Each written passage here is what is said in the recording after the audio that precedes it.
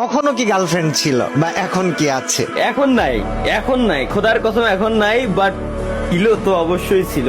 Teenage life মনে করেন ভাই, ক্লাস যখন 10-এ পড়ি, 9-10-এ, তখন আসলে ছিল একজন।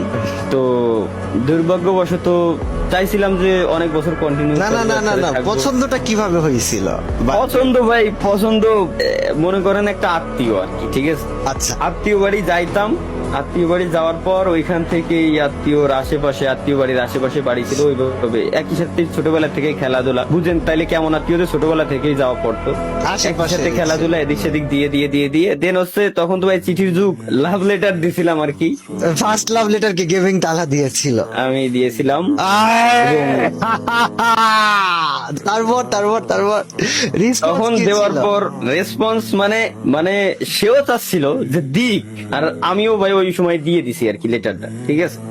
দেন হচ্ছে পরবর্তীতে ওইভাবে রাজি। দেন হচ্ছে তখন বন্ধু বান্ধবের ফোন দিয়ে কি কথাবার্তা বলা। তখন কোন ক্লাসে পড়া হতো? তখন 9 নাইনে। আর এই প্রেমটা কত বছর চলেছিল?